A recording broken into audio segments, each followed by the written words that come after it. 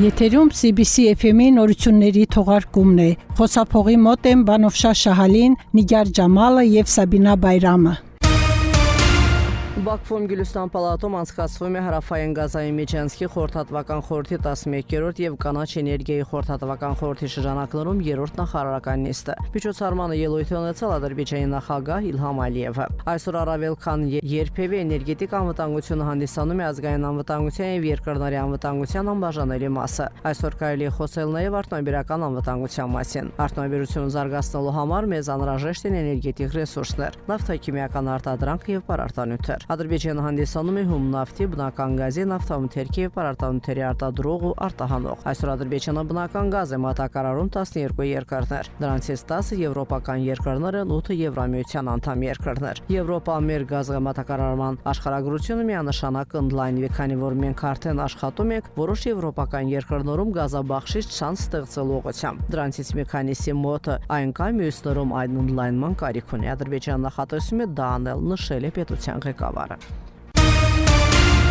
Երևանը Բաքվին է փոխանցել ականապատ դաշտերի ոչ ճշգրիտ քարտեզներ։ Այս մասին Envoy ամսագրին տված հարցազրույցում ասել է Ադրբեջանի արտաքին գործերի նախարարության մամլիք արտուղար Այխան Հաջզադեն։ Չնայած միջազգային ճնշումներից հետո Հայաստանը տրամադրել է որոշ քարտեզներ, դրանք ընդգրկել են ականապատ տարածքների միայն մի փոքր մաս եւ եղել են միայն 25%-ով ճշգրիտ։ Ականների պայթյունների վերջին դեպքերի ավելի քան 55%-ը տեղի ունեցել այդ քարտեզներով չընդգրկված տարածքներում ընդգծել են։ Նրա խոսքով թեև Հայաստանի քարտեզները ցույց են տալիս ադրբեջանական տարածքներում մոտ 400,000 ականների տեղակայումը, սակայն իրական թիվը մոտենում է 1.5 միլիոնին։ Մենք հույժ կարևոր ենք համարում, որպեսզի միջազգային հանրությունը հետևողական միջոցներ ձեռնարկի Հայաստանի կողմից եկող ականային սպառնալիքը դատապարտելու համար։ Չափազանց կարևոր է, որպեսզի Հայաստանը տրամադրի բոլոր ականապատ տարածքների ճշգրիտ քարտեզները ապահովելու հարկադիր վերաբնակների անվտանգ վերադարձը եւ տուժած տարածաշրջանների վերականգնումը, նշել է նա։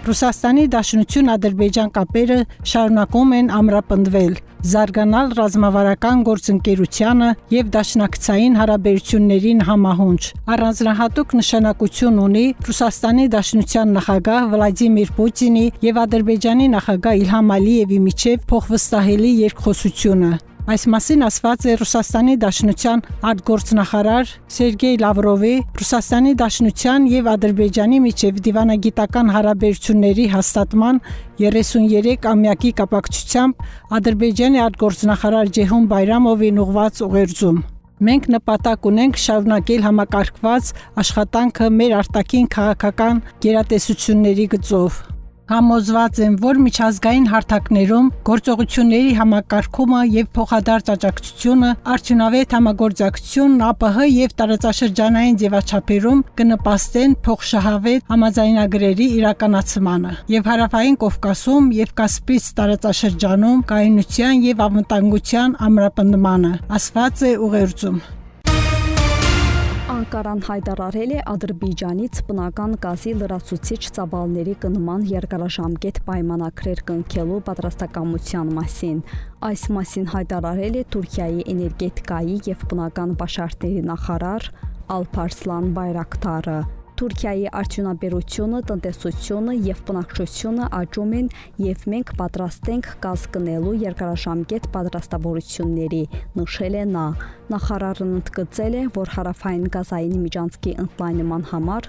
անհրաժեշտ է ոչ միայն Թուրքիայի ու Ադրբեջանի, այլև Եվրոպայի ակտիվ դիրքորոշում։ Թուրքիայի նախարարի խոսքով Անկարան աշխատում է Ադրբեջանի հետ Ղարաբաղ նավթագազային հանքավայրից գազի մատակարարման նոր համաձայնագրի վրա։ Պայմանավորվածություն է ձեռք բերվել 2028-29 թվականներին սկսել գազի ներկրումն այս հանքավայրից։ Հունաստանը պատրաստ անհրաժեշտության դեպքում աջակցել անրադիատրիկ գազատարի ընդլայնման։ Այս մասին Հունաստանի ազգային օրվա կապակցությամբ Բաքվում կայացած պաշտոնական ընդունելության ժամանակ հայտարարել է Ադրբեջանում Հունաստանի դեսպան Խրիստոս Կուբոդիստրյասը։ Դեսպանը ընդգծել է Ադրբեջանի եւ Հունաստանի հաջող համագործակցությունը էներգետիկ ոլորտում։ ԹԱՊ ռազմավարական ենթակառուցվածքային նախագիծ է, որով ադրբեջանական գազը տեղափոխվում է Եվրոպա։ Սա հատկապես կարևոր է այն ժամանակ, երբ մայրցամաքը բախվում է էներգամատակարարման խնդրին։ ԹԱՊ-ն ավելի քան 4 տարի անվտանգ եւ հուսալիորեն ադրբեջանական բնական գազը տեղափոխում է Հունաստան, Իտալիա, Բուլղարիա եւ այլ երկրներ, հավելել է դիվանագետը։ Ադրբեջանը շահագրգռված է համաշխարհային բանկի հետ նոր նախագծերի իրականացմամբ, հատկապես տրանսպորտի, էներգետիկայի, ջրամատակարարման եւ կոյուղու եւ այլ ոլորտներում։ Այս մասին ասել է նախարար Սահիլ Բաբայևը, ընդունելով բանկի հարավային Կովկասի տարածաշրջանային տնօրեն Տիգին Ռոլանդ Պրայզին եւ միջազգային ֆինանսական կորպորացիայի հարավային Կովկասի տարածաշրջանի գծով ղեկավար Տիգին Իվանա Դուարտեին։ Սահիլ Բաբայևն ընդգծել է, որ Ադրբեջանը մեծ նշանակություն է տալիս համաշխարհային բանկի խմբի հետ համագործակցությանը եւ հայտնել, որ մեր երկիրը շահագրգռված է այդ ֆինանսական կառույցի հետ նոր նախագծեր իրականացմամբ։ Ընդգծվել է, որ կողմերի միջև համագործակցությունը գտնվում է լավ մակարդակի վրա, մտքեր են փոխանակվել փոխադարձ հետաքրքրություն ներկայացնող հարցերի շուրջ։ Ադրբեջանը պաշտոնապես հաստատել է իր մասնակցությունը Բելգրադում անցկացվող Էքսպո 2027 ցուցահանդեսին, որը կանցկացվի 2027 թվականի մայիսի 15-ից օգոստոսի 15-ը խաղմարտության համար, սպորտ եւ երաժշտություն բոլորի համար կարգախոսի ներքո։ Այս մասին ասված է Սերբիա բիզնես կայքի հաղորդագրության մեջ։ Ադրբեջանը հայտնի է իր հարուստ մշակութային ժառանգությամբ, ներառյալ ժողովրդական բառեր, ավանդական խաղեր, ինչպիսին են չովգանը, երաժշտական ավանդույթներ եւ գործիքներ, ինչպիսիք են թառը, քյամանչան եւ սազը։ Երկիրը մեծ հաջողություններ ունի նաև սպորտի, հատկապես մշամարտի, ձյուդոյի եւ շախմատի ոլորտներում, ասվում է տեքստում։ Դուք լսեցիք CBC FM-ի լուրերի թողարկումը, հետևեք մեր լուրերի հաջորդ թողարկումներին։ Իսկ այժմ եղանակի մասին։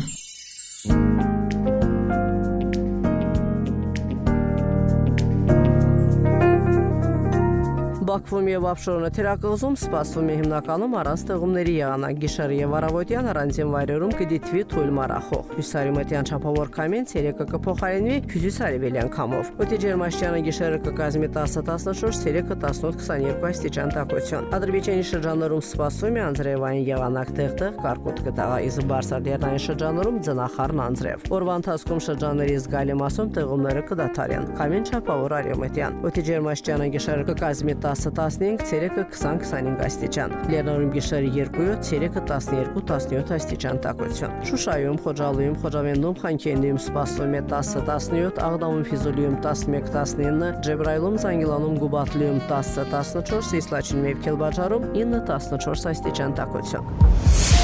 102.7 FM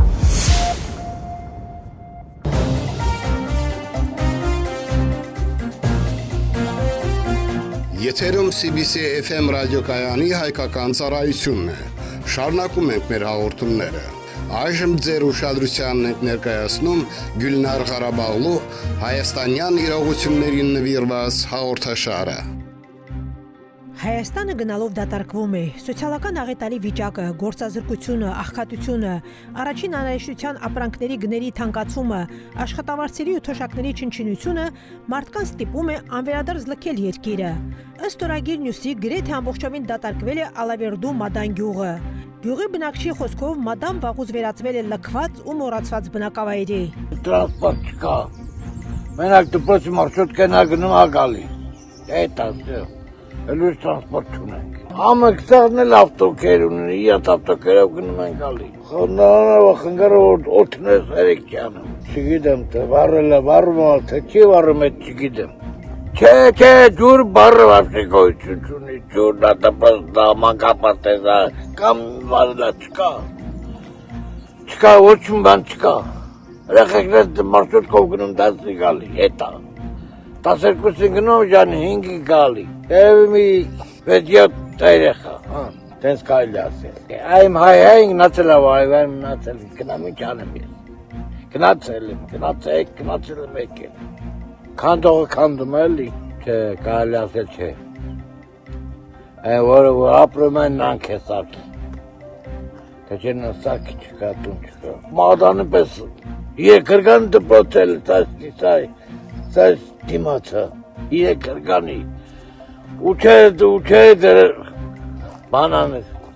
իրար ուտեին, որ դպրոց գնա։ Չէ, մի ղեկավայրը չի գալիս։ Ստի գոյություն չկա աղջիկան։ Սարսափելի վիճակ է տիրում նաև Շիրակի մարզի Կարմրաքարում։ Գյուղի բնակչուհի Սուսաննա Ավետիսյանի խոսքով գյուղի խնդիրները այնքան շատ են, որ ժամերով էլ պատմի չեն ավարտվի։ Կարմրաքարը փոքր գյուղ է, որտեղ մոտ 9 ընտանիք է ապրում։ Ավեշ չունենք թե հեռախոսային, թե մեզ ծոտով, բանով, հեչ մի բանին կապ չկա գյուղում։ Ամեն ինչու կարող եք, այդպես նասեմ, որ եղնիկ։ Նա ինքը դե դասից ով դի մեկում գար մեզ հետներ քաղաքի դիցոներ կամ քաղաքի հետ կապ ունենանք։ Տրանսպորտ չունենք 5 տարեկան երեխի ձեռքը կբռնեմ, ստեղից մինչև հացիկ մանկապարտեզ գտանիմ, մինչև կեշտանք կհասնենք, մինչև ետուկան կեղմ բերելով ժամանակ։ Հնարավորություն ոչ դպրոցը չունենք, դպրոցն էլ էլիտպես։ Գոնե մեր տրանսպորտը հատկացնեն, որը դե երեխեքը երթան 10-ի հետ կամ մանկապարտեզ, դե մեր երեխեքը ամեն ինչից կդրված են։ Իսկ այս աշխարհից չեղնենք մենք։ Դե Էս մի բան չկա։ Օրսեմ պես մեկ էդի վրա այդ երեխեքը հիմնվին ու ստեղ մնան ապրեն։ Մարդիկ երեխեքը 10 տալու համար մարդիկ թողին գյուղից գնացին։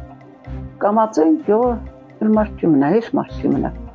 Դպրոցական երեխեքիս առնի ինչ են։ Աշխատանք չունին, որ մարդիկ ելին, գոնե մեկ տեղը աշխատին, իրանց երեխեքին պահեն։ Ոչինչ։ Ամեն ինչը ծրգված գյուղ, անտեսված։ Ճանապարհները, մեր ճանապարհները սարսափելի է։ Հələ հիմի անձրև չկա, անձրևի ժամանակ որ կա, հեչ մարդ վերև չկա մակար։ Տրանսպորտ վերև չկա, ասենք թե մեկը մեկավ, նոր այդ երեխենք մի օր մեկը ուշաթափնենք, դեղու դարման չկա, մարդիկ առաջ էշտա։ Ասենք պետք է մինչև լուսը բացում, տեսնենք ինչ եղնի։ Որ ճամփից մեկում կա, մեզ տանի հիվանդանոց հասցնեն։ Ինչպես տեսնում ենք, Հայաստանի քաղաքացիների կյանքը վերածվել է դժոխքի։ Այսօր էլ այդ երկրում հազարավոր մարդիկ խեղդվում են սովի աղքատության ճիրաններում, սակայն իշխանություններն ու բարեգործական կազմակերպությունները ձեռք չեն մեկնում բազմաթիվ խնդիրների մեջ թաթախված մարդկանց հարցերը լուծելու, նրանց հոգսերը թեթևացնելու համար։ Երկրի քաղաքացիները անդադար բողոքում են, որ հոգներ են նման դժոխքային վիճակում ապրելուց, այդ պատճառով շատերը բռնում են արտագաղթի ճանապարհը։ 102.7 FM